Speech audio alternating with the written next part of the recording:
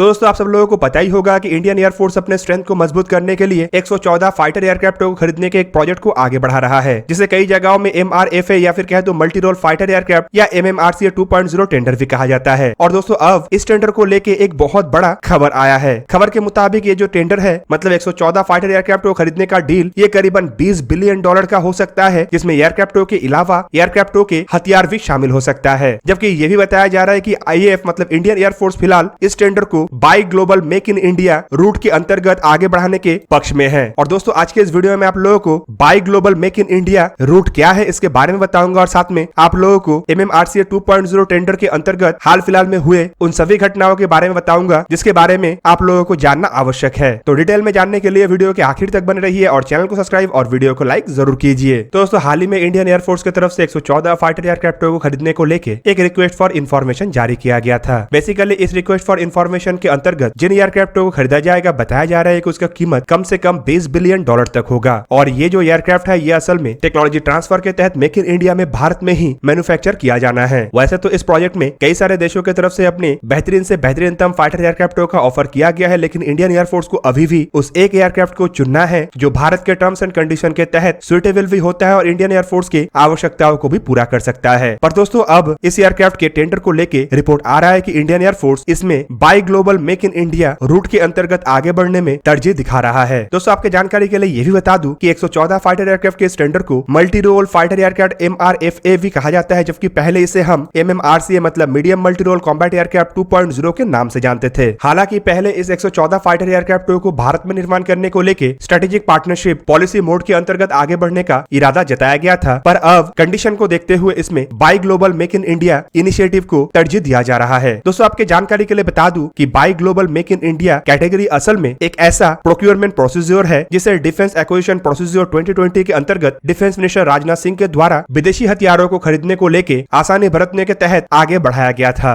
असल में ये जो buy global make in India initiative है ये भी एक ऐसा इनिशिएटिव है जिसके अंतर्गत उन सभी इक्विपमेंटों को भारत में ही मेक इन इंडिया के अंतर्गत प्रोड्यूस किया जाना है। दोस्तों ये जो 114 फाइटर एयरक्राफ्ट है इसका आवश्यकता इंडियन एयरफोर्स के लिए काफी अधिक है। एक तरफ जहां पे इंडिजीनियस एयरक्राफ्टों को इंडियन एयरफोर्स के द्वारा अधिक तरजीह दिया जा रहा है और इसके लिए तेजस जैसे स्वदेशी सिंगल इंजन लाइट वेट एयरक्राफ्टों को निर्माण किया गया है, तो वहीं पे ट्विन इंजन AMCA जैसे एडवांस एयरक्राफ्टों को भी निर्माण किया जा रहा है। पर अगर भारत को वेस्टर्न और नॉर्दर्न दोनों फ्रंट में ही अपने दो कट्टर दुश्मनों को काउंटर करना है और टू फ्रंट वॉर के लिए तैयार रहना है तो 114 फाइटर एयरक्राफ्ट को भी इंडियन एयरफोर्स में तेज रफ्तार से शामिल करना पड़ेगा, ताकि इंडियन एयरफोर्स के जो डिप्लीटिंग स्ट्रेंथ है मतलब गिरता हुआ स्ट्रेंथ है उसे रोका जा सके और इंडियन एयरफोर्स के जो रिक्वायर्ड स्ट्रेंथ है मतलब 42 स्क्वाड्रन के स्ट्रेंथ उसे भी पूरा किया जा सके। गवर्नमेंट के सोर्सेज की तरफ से ANI को यह भी जानकारी दिया गया है कि buy global make in India initiative के रूट को इसीलिए भी आगे बढ़ाया जा रहा है क्योंकि ये एक परफेक्ट रूट के साथ साथ एक ऐसा रूट है जिसमें ओरिजिनल इक्विपमेंट मैन्युफैक्चरर मतलब उन सभी कंपनियों के तरफ से इंटरेस्ट दिखाया जा रहा है जो 114 फाइटर एयरक्राफ्ट के टेंडर के तहत अपने अपने एयरक्राफ्टों का ऑफर भारत को किया है। फिलहाल दोस्तों 114 फाइटर एयरक्राफ्ट के टेंडर के तहत जितना भी ऑफर भारत के सामने आया है उनमें अमेरिका के तरफ से 3 एयरक्राफ्टों का पेशकश किया गया है, जिनमें बोइंग कंपनी के द्वारा निर्माण किया हुआ मध्यम वजन के FA-18 सुपर हॉर्नेट ब्लॉक 3 जैसे एयरक्राफ्ट के साथ साथ भारी वजन के F-15EX या फिर कहे तो ईगल 2 एयरक्राफ्ट शामिल है। जबकि अमेरिका की अन्य और एक कंपनी मतलब लॉकहीड मार्टिन की तरफ से मध्यम वजन के F-16 एयरक्राफ्टों के एक मॉडिफाइड वर्जन मतलब F-21 के पेशकश किया गया है, जिसे लेकर लॉकहीड मार्टिन का कहना है कि F-16 से खाली बेहतर नहीं है बल्कि टेक्नोलॉजी के मामले में भी काफी आगे है। दूसरी तरफ इस टेंडर के अंतर्गत यूरोप के देश स्वीडन की तरफ से अपने हल्के वजन के JS-39 ग्राइपिन E एयरक्राफ्टों का पेशकश किया गया है। यूरोप के मल्टीनेशनल कंपनीज की तरफ से निर्माण किया हुआ मध्यम वजन के यूरोफाइटर टाइफून एयरक्राफ्टों का भी ऑफर इसके तहत भारत को किया गया है, जबकि इसमें फ्रांस के डैसॉल एविएशन की तरफ से निर्माण किया हुआ मध्यम वजन के राफेल एयरक्राफ्ट के आधुनिक वर्जन भी शामिल है। दूसरी तरफ रिपोर्ट के मुताबिक रशिया के द्वारा इस टेंडर के अंतर्गत 2 एयरक्राफ्टों का ऑफर किया गया है, जिनमें मध्यम वजन के मिकोयान MiG-35 जैसे एयरक्राफ्ट भी शामिल है, तो वहीं पे भारी वजन के सुखोई Su-35 जैसे एयरक्राफ्ट तक शामिल है। कुछ अनकंफर्म्ड खबरों में यह भी दावा किया जा रहा है कि रशिया इस टेंडर को जीतने के लिए सुखोई Su-57 जैसे 5th जनरेशन के भारी वजन के एयरक्राफ्टों का भी पेशकश आने वाले समय में कर सकता है। तो इस रिपोर्ट में यह भी बताया जा रहा है कि इंडियन एयरफोर्स की तरफ से इन कंपनियों के इस प्रोक्योरमेंट प्रोसीजर में शामिल होने के विचार को मांगा गया था, जिनमें ज्यादातर कंपनियों की तरफ से buy global make in India route को ही प्रेफरेंस दिया गया। रिपोर्ट में यह भी बताया जा रहा है कि इंडियन एयरफोर्स की तरफ से गवर्नमेंट के भी पॉइंट ऑफ व्यू को मांगा गया है और डिफेंस मिनिस्ट्री की तरफ से कब तक इस प्रोजेक्ट को लेके अनुमति दिया जाएगा उसके भी डायरेक्शन को मांगा गया है। फिलहाल डिफेंस मिनिस्ट्री के अगले एक्शन का इंतजार किया किया जा रहा है, जिसके बाद इस प्रोजेक्ट को लेके काम को आगे बढ़ाया जा सकेगा। दोस्तों फिलहाल देखा जाए तो इंडियन एयरफोर्स अपने बेड़े में मध्यम वजन के फाइटर एयरक्राफ्टों को शामिल करने का प्रयास करीबन 2 दशक से कर रहा है, जिनमें सबसे पहला शुरुआत तो 126 MMRCA प्रोजेक्ट से शुरू हुआ था। दोस्तों ये वही प्रोजेक्ट है जिसके अंतर्गत भारत के द्वारा राफेल को चुना गया था, लेकिन आखिरकार 126 राफेलों को ना खरीद के भारत की तरफ से 36 राफेल एयरक्राफ्टों को खरीदा गया। आपके जानकारी के लिए बता दूं कि भारत जो 2 स्क्वाड्रन राफेल एयरक्राफ्ट को फ्रांस से खरीदा है, उनमें से 35 एयरक्राफ्ट ऑलरेडी इंडियन एयरफोर्स को मिल चुका है और भारत पहुंच चुका है, जबकि इसका 36वां या फिर कहे तो आखिरी एयरक्राफ्ट आने वाले कुछ दिनों में भारत में पहुंच जाएगा और इसके साथ साथ संपूर्ण राफेल एयरक्राफ्टों की डिलीवरी हो जाएगा। इवन दोस्तों ये जो 114 फाइटर एयरक्राफ्ट का टेंडर है, इसमें भी राफेल एयरक्राफ्ट शामिल है और पहले के 36 राफेल एयरक्राफ्टों के डील के कारण ही इस टेंडर में राफेल एयरक्राफ्ट को सबसे प्रमुख दावेदार के रूप में भी देखा जा रहा है और एक तरीके से फेवरेट भी माना जा रहा है। सोर्सेस की तरफ से ये भी जानकारी दिया जा रहा है कि इंडियन एयरफोर्स को निश्चित रूप में कैपेसिटी बिल्डिंग के लिए एक सर्टेन रिक्वायरमेंट था, जिसका पूर्ति राफेल एयरक्राफ्टों के द्वारा किया जा रहा है। लेकिन ये जो 36 राफेल एयरक्राफ्टों को खरीदा गया है, ये केवल इमरजेंसी बेसिस पे ही खरीदा गया है और ये संपूर्ण रूप से इंडियन एयरफोर्स की कैपेसिटी बिल्डिंग के पूर्ति नहीं कर सकता है। इसके लिए अधिक मात्रा में इस कैटेगरी के एयरक्राफ्टों की आवश्यकताएं है। हालांकि सोर्सेस का यह भी कहना है कि ये जो 2 स्क्वाड्रन एयरक्राफ्ट भारत के द्वारा फ्रांस से हासिल किया गया है, ये इंडिया चाइना के लद्दाख में स्टैंड ऑफ के दरमियान एयरफोर्स के लिए काफी अधिक महत्वपूर्ण था और ये एक तरीके से इमरजेंसी बेसिस पे उस सिचुएशन में एयरफोर्स की कैपेबिलिटी को मजबूत करने में भी समर्थ रहा। दूसरी तरफ जो 83 तेजस मार्क 1A एयरक्राफ्टों को वायुसेना के द्वारा खरीदा गया है, यह असल में वायुसेना से ऑलरेडी रिटायर्ड किया जा चुका MiG-23 और MiG-27 जैसे एयरक्राफ्टों को रिप्लेस करेगा और साथ ही साथ वायुसेना के जो पुराने MiG-21 एयरक्राफ्टों को रिटायर्ड किया जा रहा है, उनका भी जगह लेगा। दूसरी तरफ भारत जो AMCA प्रोजेक्ट को आगे बढ़ा रहा है, इसके अंतर्गत एयरक्राफ्ट शायद भारत को आने वाले 5 से 7 साल के बाद ही मिले, जबकि इन एयरक्राफ्टों का इस्तेमाल वायुसेना के सुखोई 30 MKI जैसे एयरक्राफ्टों को रिप्लेस करने के लिए साल 2030 के बाद से किया जाएगा। हालांकि AMCA और तेजस मार्क 1A एयरक्राफ्टों के मध्य का एक एयरक्राफ्ट मतलब मीडियम वेट फाइटर तेजस मार्क 2 के ऊपर भी भारत काम कर रहा है और इन एयरक्राफ्टों को भी हम आने वाले 1 साल के अंदर हकीकत के रूप में देख सकते हैं। इन एयरक्राफ्टों का इस्तेमाल करके इंडियन एयरफोर्स के पुराने हो चुके मिराज 2000, जैगुआर और MiG-29 जैसे एयरक्राफ्टों के रिप्लेसमेंट किया जाएगा, जबकि MMRCA 2.0 या फिर कह दो